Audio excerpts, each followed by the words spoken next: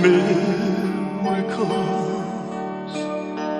come true, only child, if you believe. You look up. Hello, everybody. How are you tonight? I'll be here. All right, I'm going to give you a couple minutes. Get on.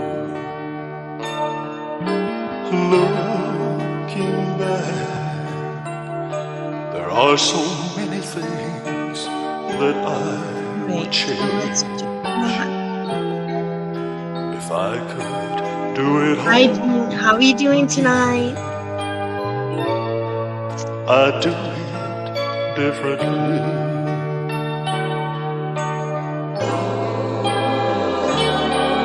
But nothing is impossible.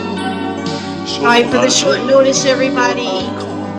I forgot to announce it earlier. So I did it on that one. Sorry about that. You'll hear a strange wind blow. If you listen close, you'll hear me say,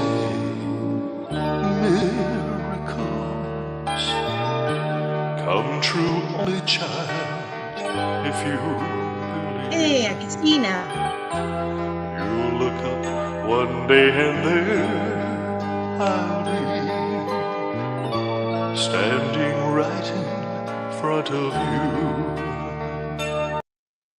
How you doing tonight? Good, I hope. All right. I know we only have one or two people kind of looking on, but eventually everyone will join on, whoever's here.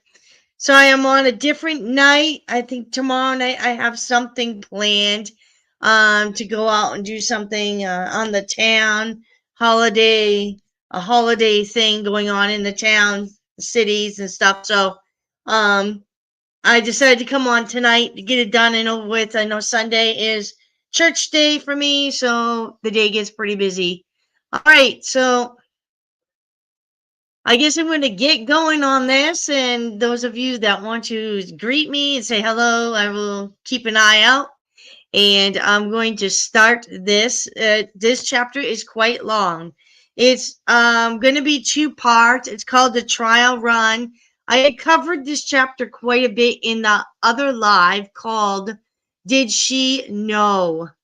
Hi, Sandy. How are you? All right. So this pretty much is the sum up of this chapter is about Priscilla, Lisa Marie, and she's asking, did they know? Now I had done a live stream on this. I'm going to say last summer, probably. Quite a few years ago, called Did She Know? It's a little bit different. This one's gonna be a little bit different because this is pretty much a we're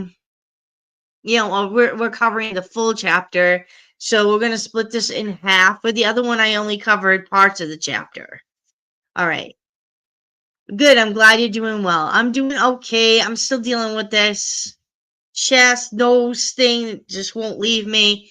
So hopefully soon. If not, I will probably be seeking some medical attention.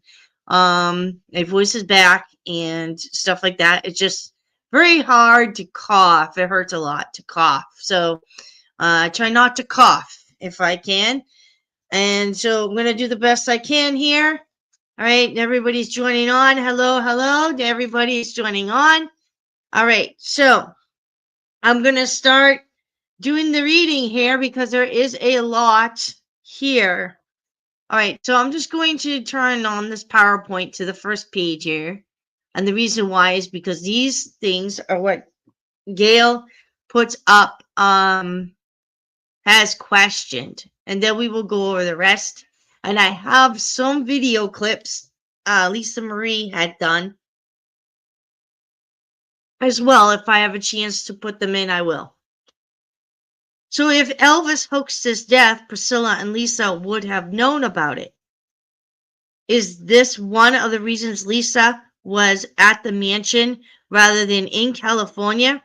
Could this have been a safeguard against being frightened by the news? Many have wondered why, since Elvis was to leave on tour on the 16th, Lisa was still at the mansion.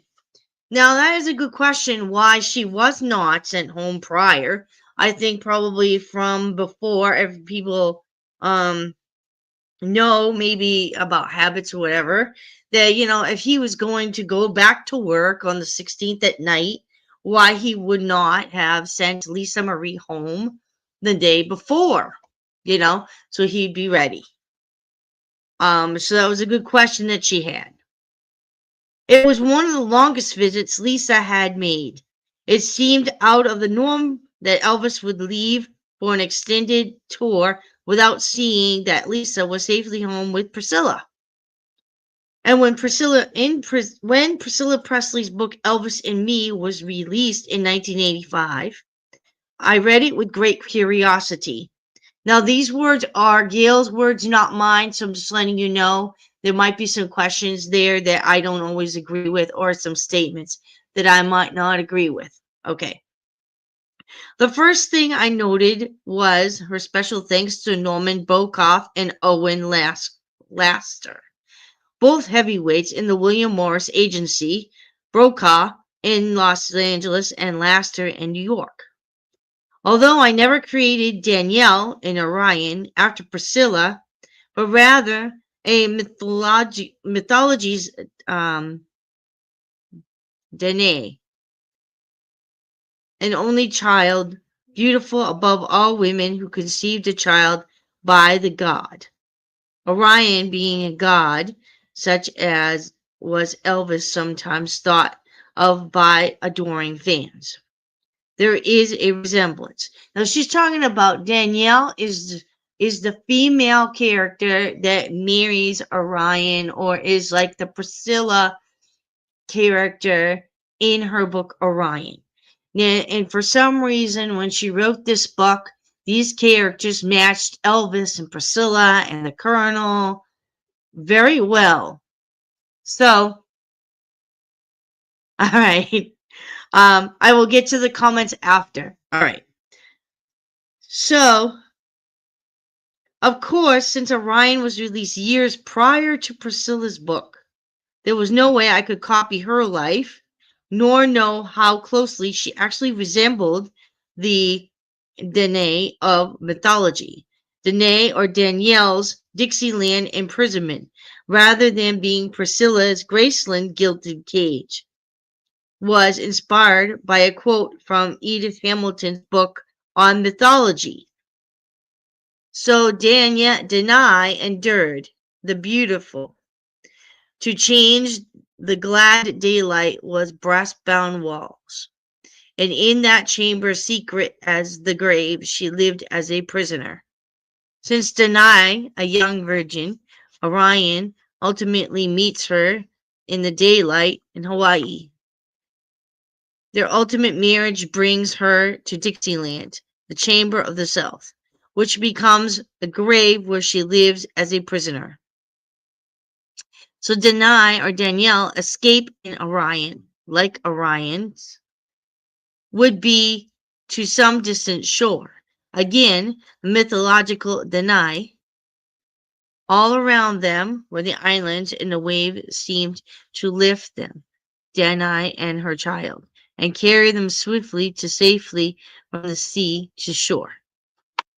Creating Danielle from mythology fell into line with the mythological Orion, who lived about 700 BC. It is said that he had gone from Corinth to Sicily to take part in a music contest as a master of the lyre, or lyre. He won the great prize, and on his voyage home, sailors planned to kill him for it. The god Apollo told Orion in a dream of this danger and how to survive. And when the sailors attacked Orion, he begged a final favor, to let him play and sing once more. At the end of the song, Orion threw himself into the sea, where dolphins, enchanted by Orion's music, bore him safely to shore. Again, the theme of Orion falls under the umbrella of mythology. Orion, in order to survive, sings for his last time, fakes his death, and ends up on an island as does Danielle. The next question to be asked in light of the fact the novel Orion disappeared is this what happened to Elvis? Is well documented he was psychic. We know that his life was often in danger. He did sing for the last time and, in fact, gave many clues that he was about to leave. Did he go to Hawaii? We know he loved Hawaii. And in the mystery tape, which I'll translate shortly, he talks about going to an island. Yet again, Orion was creative fabrication, as was Danielle. And even Orion's manager, Agent Mac Weinman. Without doing the treatise on the creation of the novel Orion at this writing, I do want to point out that Orion's manager was not copied after Colonel Tom Parker, but again from the combination of the Bible and mythology. First, Mac was created from Job 9, which unites Orion and the bear. Second, it fulfilled the prophecy, who seals up the stars. Basically, it is this combination who offers to Orion the world. Mac, as with mythology, promises to make Orion a god in exchange for his soul. At no time does Mac Wyman represent the word devil, for in the final analysis, Mac possesses a noble soul and a deep sense of love shown by his sacrificing of himself for Orion. It was this bear of a man who would seemingly have the most to lose by the hoaxing of Orion's death. This is illustrated in Orion's final goodbye to the man who originally owned his soul. There was one person left for Orion to say goodbye to. That person stood in the near distance, alone. Orion turned and slowly walked toward the great man. Mac embraced his boy close. For the first time in his life, he allowed the tears to run openly and unashamedly down his face. Neither Orion nor Mac could speak. Danielle also cried without shame.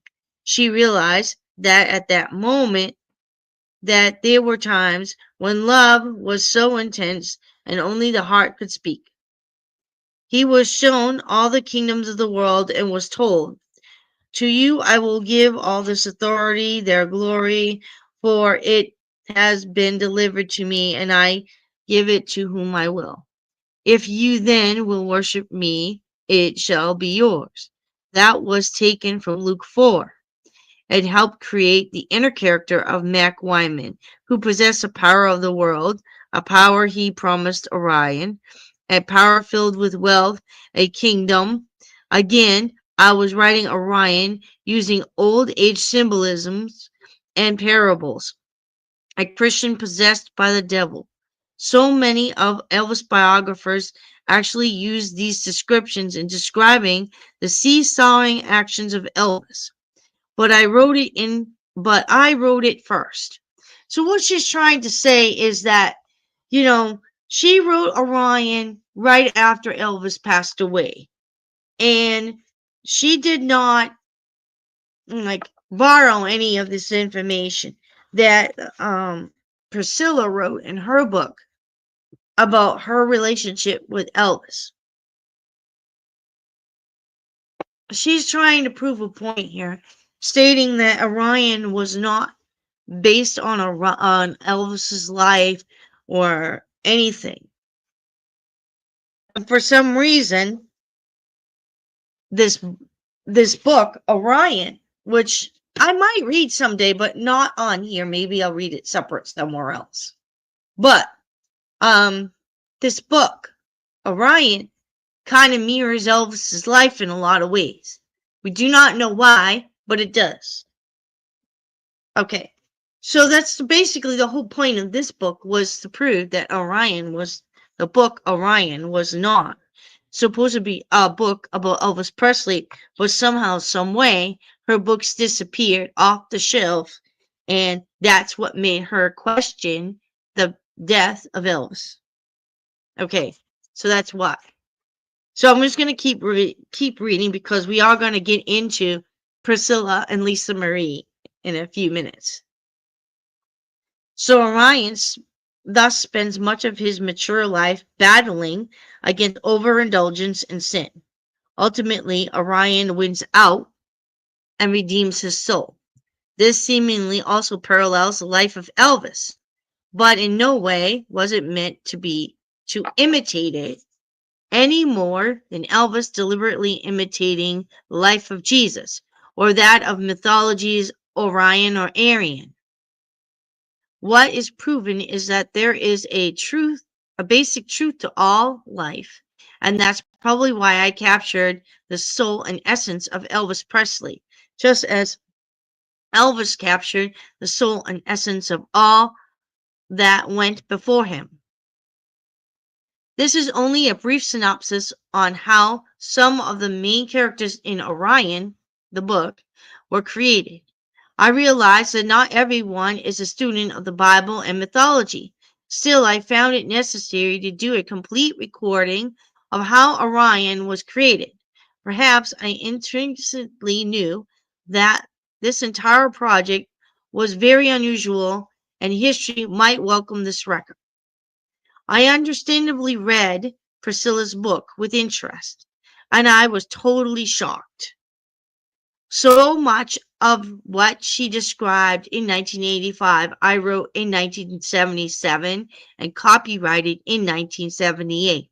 Again, I had not imitated life, but life seemed to have imitated my art. I had no way of knowing Elvis called Priscilla Little One, yet I have Orion calling Danielle by that pet name. I had no way of knowing that Elvis would ask Priscilla if she had been good while he was away. Yet I have Orion asking Danielle that same question, using the same term. Not being privy to their bedroom, I had no way of knowing that Elvis and Priscilla engaged in pillow fights. Yet I have Orion and Danielle engaged in one. I had no way of knowing that Elvis sang Hawaiian wedding song to Priscilla. Yet I have Orion singing it to Danielle. I had no way of knowing that after the birth of their baby, Elvis would not touch Priscilla, that she asked, "Why won't you touch me?" Yet I have the exact scene in Orion and have Danielle repeating the same words. Over and over, almost exactly, scenes and dialogue are repeated.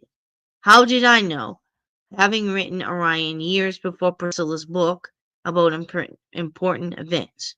One would have to peruse both books to do the statement justice. But it amazed me. One scene that most amazed me was when Priscilla described an incident which took place toward the end of their marriage. It occurred in the hotel room. Elvis forcibly made love to her. Not sure if that's true or not, but it is in her book. She described her hurt and the fact she remained awake throughout the night grieving. It was a reconciliation attempt that came too late. And over I read what she had written. My God, how can this be? I had written the same thing in Orion. It was also in a hotel room, and their marriage was near its end. My description was more poetic, but still the essence was identical. And suddenly Orion picked up Danielle and carried her into the room, his mouth pressing urgently on her, his passion shocked and frightened her. They were on the bed, and he tearing off her clothes, his kisses no longer gentle, but painful, and one part of her wanted to scream and run, while the another began to respond wildly to his hands and the heat of his body. And then he took her, and it was not as before. There was no tenderness, no words of love, no gentle touch. They were no longer as God had made them, one complete being. Inside, her tormented soul wept. Okay. I never read that part of the book, but it's very hard to read stuff like that. So sorry, guys, if that really offended you or hurt anybody. That is not what I wanted to read, but I read it. Anyway, stunned and unable to sleep, she spent the rest of the night listening to her husband sleep, afraid to explore the new terror which gripped her mind. All right, now she's going to go back in her monologue. I still do not know how I imagined all these things, yet May also said I knew so much, and I used phrases identical to those her father and mother used. I was only in high school when Elvis's mother died, so I had no way of knowing this family, nor knowing how they thought or how they spoke.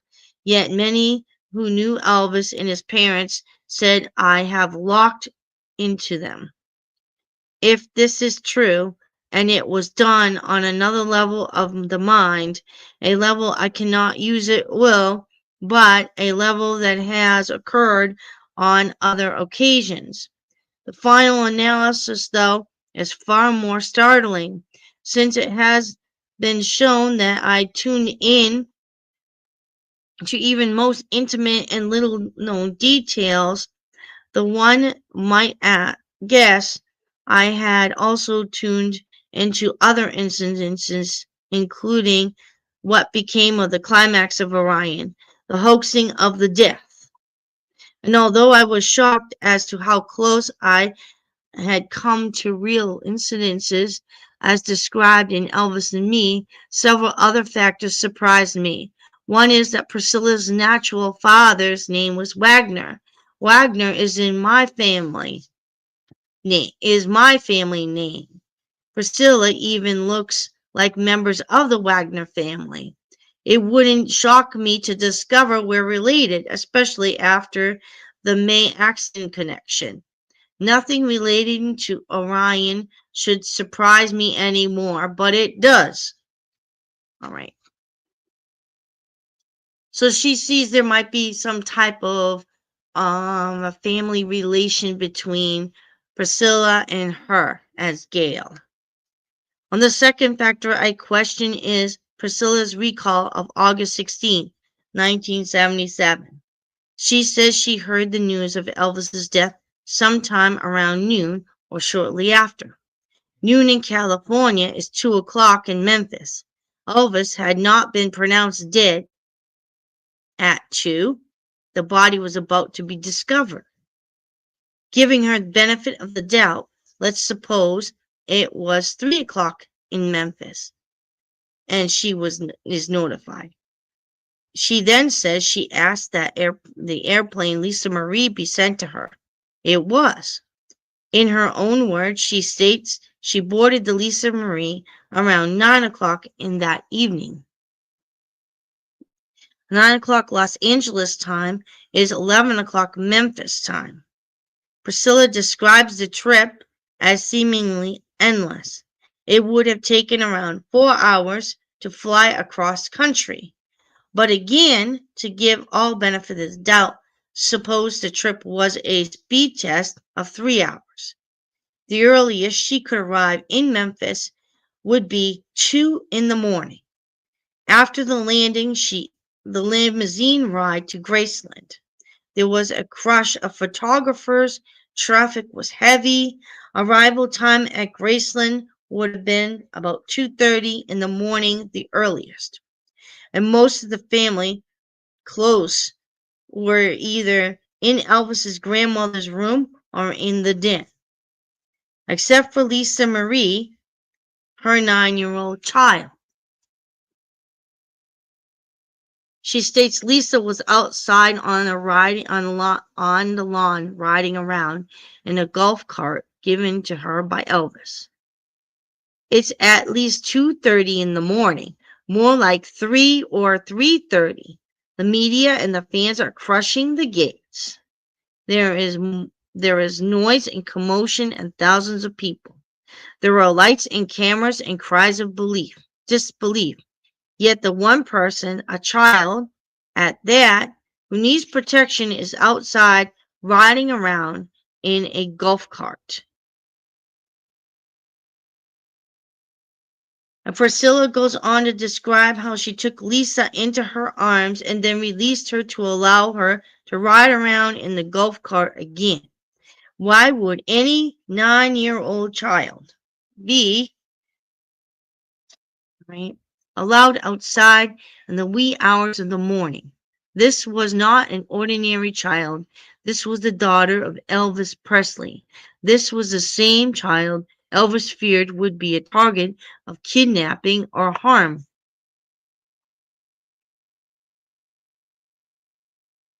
So she's asking those questions.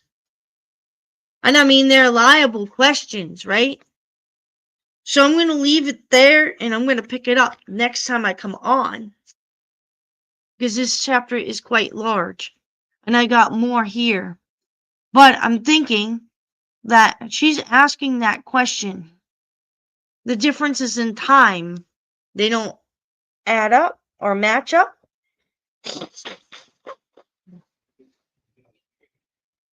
What I thought was interesting was that Jerry Schilling had mentioned in his book something about the idea that he was notified as well, and he was the first one on the Lisa Marie.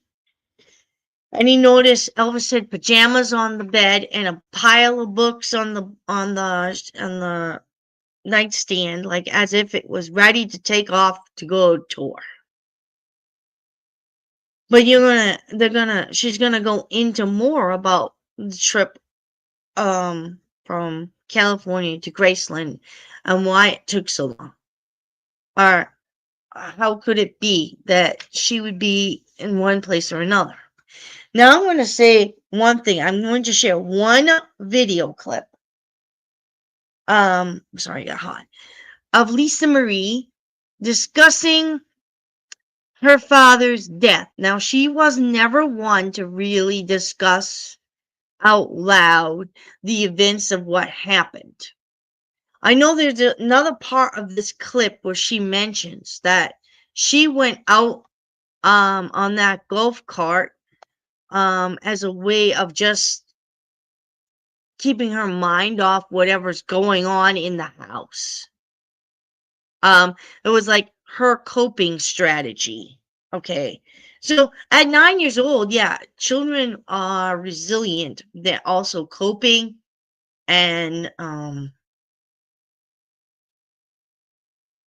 will get to the comments in a moment. So I'm just going to put this on really quick and then I will get to the comments. All right. About this. It was August 16th at 4 a.m. I was supposed to be asleep, actually. And he found me and, go to bed. And I said, okay. And I think he kissed me goodnight. And I ran off and he had come in and kissed me goodnight after that. That was the last time I saw him alive. His body was in the house for 3 days. And there was something very oddly comforting about that, which made it not necessarily real for me. As I stayed in there with it almost the whole time. So my question is, okay, she's saying his body lied in state in the house for 3 days. First of all, and then she said she found it awfully comforting and she was in there a lot. I just find that really strange, especially with the timing. He was not in the living room for 3 full days. I thought that was just really weird. All right. She doesn't say much more other than, okay, let's stop. Okay. So, all right.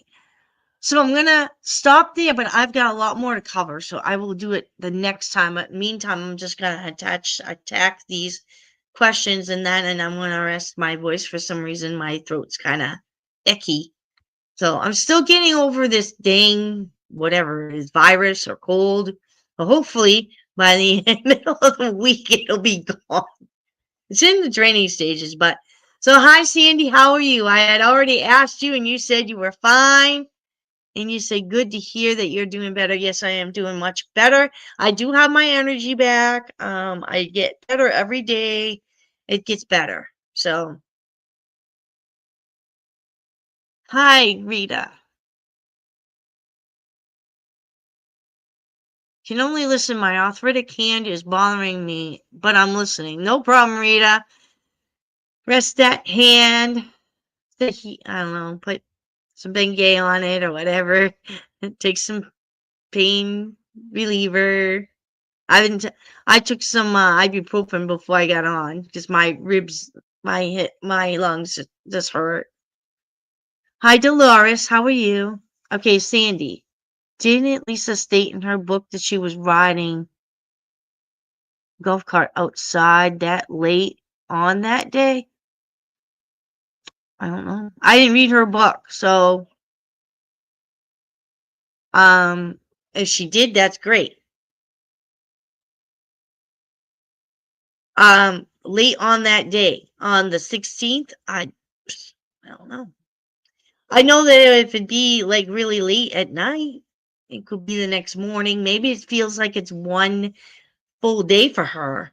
Don't forget, when my brother died, it seemed like everything just blended in all together. Like felt like just one day, the time stopped, everything just didn't feel, like you just went through the motions.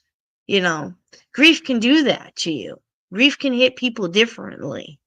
So I think Gail is questioning things that really are kind of normal for some people. People that have grief different ways. Yes, a coping strategy, exactly. Yes. Thank you, Francis. I am trying really hard to get better. I've been vixing, drinking, sleeping, getting some rest as much as I can, eating healthy. Just I don't know. Anyway. Yeah, she said, let's stop during the interview. Weird. Yeah, because she wasn't used to talking about her father's death. I have another clip here. This one I think is quite interesting. When anyone asked her if she ever talked to her father, notice how she clears her throat. Do you ever feel communication with your father? Do you ever feel a channeling? Some people claim that they feel their father or their mother departed around them. I don't know. We're getting into a hairy, controversial field here, and I'd rather Yeah, not you can comment. feel it or feel it. I mean, if I don't want to answer. Yeah. So she's fidgeting in her seat. She's saying, I don't want to answer. I mean, she's just trying to avoid that altogether. All right. What I will get on this for a minute. What Jesse Elvis had mentioned in his book, The Truth About Elvis Aaron Presley, in his own words. He told us in that book, and you can find that in this slide in the PowerPoint and the Truth book, that Lisa Marie was notified 3 months or so after he did it. All right, so she did not know that he faked his death, supposedly, until 3 months after. All right, but I find that kind of weird when she says, well, it was oddly comforting that his body was in the house for 3 days. What? Huh? You know? Another thing is like when she said something like that she met her father in the morning when he came in from racquetball at like 4 a.m, and he kissed her goodnight, told her to go to bed.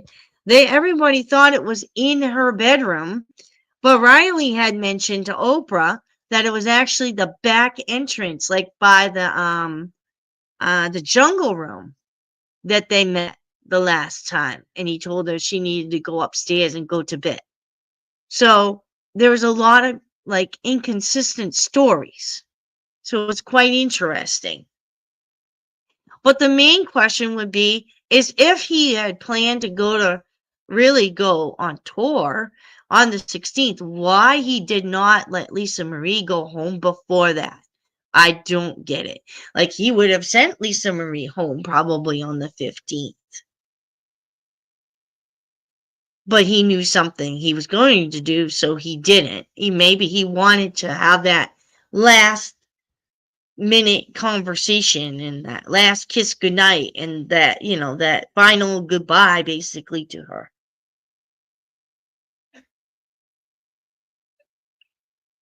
So, yeah. Warm tea and honey. Yes, I drink a lot of warm tea and honey. Now I'm on soda because of bubbles. I like the bubbles too. A lot of ginger ale stuff. That interview was strange. The one with Larry King? Yeah. Or the one where she's telling people about the day her father died. I don't know. I think they were both strange, and she definitely avoiding a lot of that stuff. All right. This whole thing is weird, weird, weird. All right. So I also heard that some of the things that she did with Ben's body when yeah, that was on the Oprah interview. I have not read the book. So, yeah. Also, she did not reveal in the book that her father was alive, and that's because I'm going to say to keep everybody safe. But I also knew that they probably wouldn't reveal anything because EPE will want everyone to believe in the myth that he's gone. She does avoid responding, yes. And there was another clip I'm going to do. Let's see. This one here. Watch what she does here. And this is later on. This is like more current. This is when she has this interview about the song when she did the duet with her dad. But yeah, I felt very connected to him and to the song. But do you talk to your dad? Do you think about him every day? How does that work? No, I don't. I wouldn't say I talk to. I just remember everything and all the, I just can sort of pull out of the files, whatever memory I had and stuff like that. I just hope that he's, maybe occasionally ask for help. Yeah. Which was the case with this record too. Like I just felt like a hand came down to me, like really? This, It felt like that a little bit. Yeah. Because the words are just so powerful, aren't they? Yeah, because I read it and I thought, my God, I know his struggles. A lot of people know what those were. I just had the same struggles. Okay, so you notice she clears her voice. She, like she did not want to talk about that at all. So she avoided Larry King asking her, and then this interviewer, he asked her the same thing, and she's like, and she had to come up with something to say. I just have a hard time believing her. All right. And this one's pretty telling. I might as well share all these. Now I have these all in a reel, but these are the full length ones. I didn't have to cut them down or speed them up. This one is hard to hear though. You guys have to listen really close because it came out a little muffled. This was, I think, 2005. I think right before. Well, I'll give you this 1 minute. All right. So she had written this letter. This was around the time her album came out. I think her first album. And she says something like, each of us have pioneered, all right, in unusual and perfect lives and challenges individually. God, I wish we could have all been there for each other in doing so. It may not have been made it easier, but it would have been a lot less serious. We are still an eternal unit, never broken, and I love and appreciate you two very much. It could bury me alive. I hope I haven't been too much of a burden to bear, but hey, if I have, it runs in the damn family. All right. And look what she wrote on the top. For my beautiful mother and father. Now, why would she write in the present tense if he wasn't alive. And this one here, this shirt here says, sorry about the typos, "You're still here? I thought you were dead." No, I think those are kind of interesting little clues and tidbits that she has given out over the years. So this is the interview that came from that letter. And notice how she speaks in present tense. She doesn't speak in past tense. She doesn't say he was or they were, or you know what I mean? Okay. You could have shared other things together and grown up together because you didn't get to know him that way. But I think what I meant was that it would have been nice if while we were venturing on all the different terrain we ventured, that it would be nice to have each other while doing that, because my mom and her and me and him all have these different roads and battles we've had in our lives, and I think She says that my mom and my dad and me all have had different roads and we have had different battles in our lives. Like, but if your father was dead, then why would he have different battles in his life now? Because she's talking in present tense there. She didn't say past tense. Or didn't even separate her father and talk to him in a past tense. That would be odd. That is just really odd. To me, that's odd. And it was very hard to hear, but that I was trying to point out, it'd have been a hell of a lot easier on us, or we'd at least had more of a humor about it if we didn't have to go through each thing alone, you know? she said we would have had would be more humor about it and less serious if we didn't have to go through each thing alone.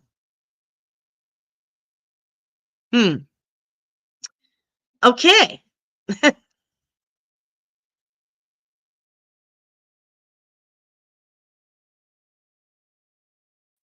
She encompasses Elvis' name in that. Her mother and her father. I find that very telling. But I don't think, and this is why I don't think Gail is correct in the fact that she's saying that she thinks Lisa Marie and Priscilla knew about it ahead of time. I do not think they did know right away. I think they knew after, like a while after.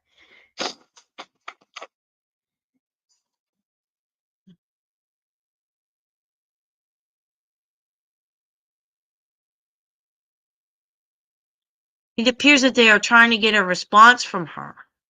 Yeah. But she just being tight-lipped and squirming in your seat would be enough for me to say, "Oh, all right, this is kind of a red flag." And they are not stupid. Right. I mean, she could have said, "Well, yeah, like my mother's cousin lost her spouse, or my mother-in-law actually, she lost her spouse. She used to talk to her dead spouse all the time. Like that, like as if you were talking to God." So, yeah, that's kind of strange that she would just avoid that. Wiggle in her seat. All right, so I got a little off topic of Gail Brewer Giorgio's book, but I figured I would kind of discuss that a little bit because when we get more into this, which I thought was strange. Now, the reason why I had to read that book and all the mythology kind of confuses me the heck. I'm, not a fan of mythology too much, but I get what she's getting at. Like she wrote that book Orion before before Priscilla's book came out. Elvis and Me. Yes, and Priscilla did do slip ups too. Yes. That's what Elvis said the other day. Yeah, and then she kind of looked over and laughed or chuckled a little, like and walked back a little bit, like oops. Well, then also I give you guys, and I think I have it on a reel. So if you guys didn't get a chance to see the reel, or it actually might be a short video, it's one his family and friends have said. If you check that out, I do have links of Priscilla's flub ups as well.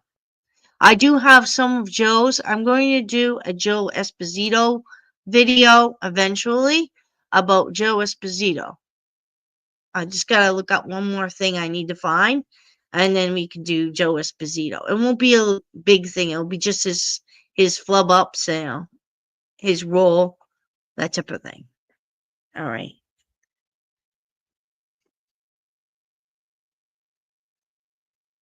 Any more questions or comments? Because if not, I'm going to finish that song, Only Child. I figured we would do that since we are on the subject of Lisa Marie again.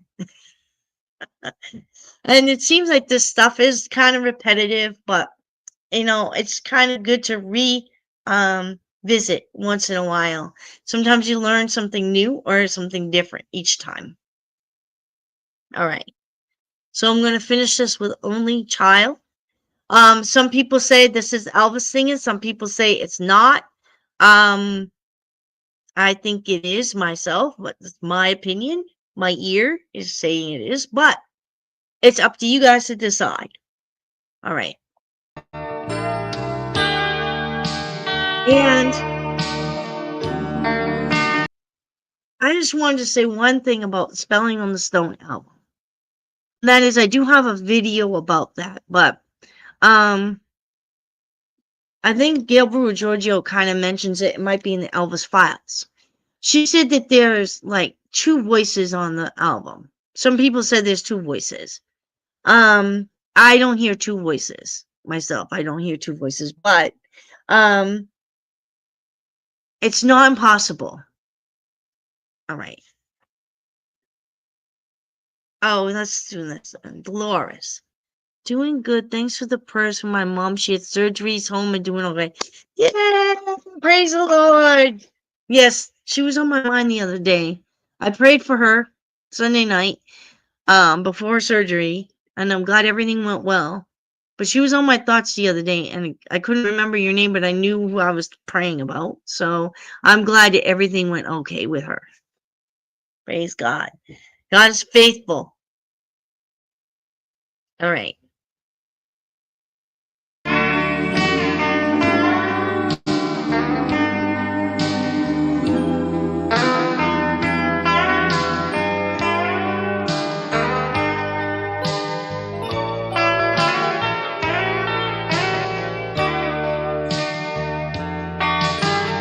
Nothing is impossible, so I just thought I'd call to let you know I'm here.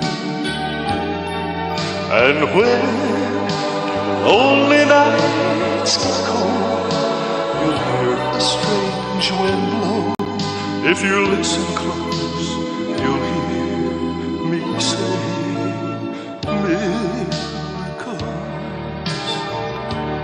come true, only child, if you believe. You'll look up one day and there I'll be, standing right in front of you. Yes, miracle, come true, only child, if you believe. Mine came true when you came to me, my only child. Mine came true when you came to me, my only child.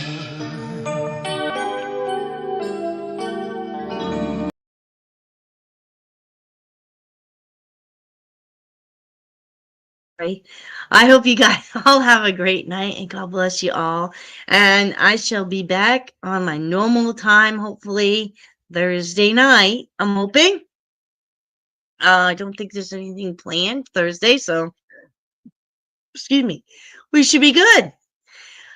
And you guys have a great night. If you haven't subscribed, please subscribe to the channel. When I get to 1,000 subscribers, I will have my most famous top 5 music videos on my channel, counting down on a live stream to celebrate. And you guys have a great day, great night. And I will let you guys know, I did contact Linda Hood Sigmund.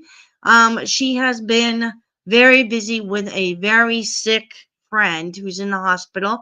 So we're going to keep her friend in prayer. I'm not sure what her name is. She didn't give me her name. But she has not been on the computer much. So she told me that she is still going to open up the messages to Jesse's link. When she does, I will let you guys know. I will put it on the community tab and maybe link it to videos here and on Facebook as well. And I will put it out on Facebook as well. So as soon as she has that up, I will send that over to you guys. All right? And we'll talk later. And hopefully it'll be next week because it is the beginning of December on Sunday. So that'll be great. All right? And if you want to see anything else by me, I do have my other channel, Joy Filled Life, that has mostly all my lifestyle videos. I know Sandy follows me there. And I believe it's Jermaine follows me there as well. And those types of things you'll see me in my daily life and my faith in Jesus. And you guys have a great night. God bless. Bye.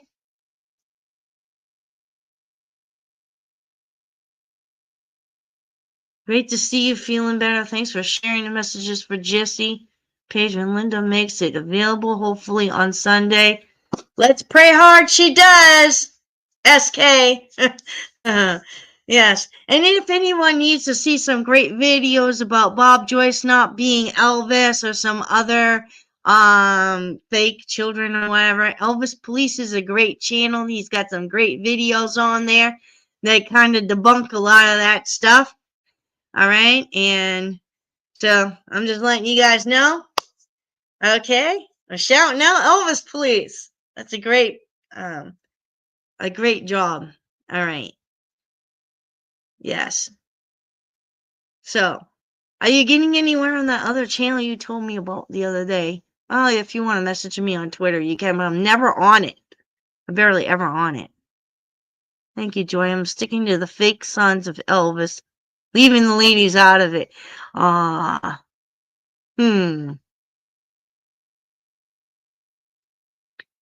Huh. Well, okay.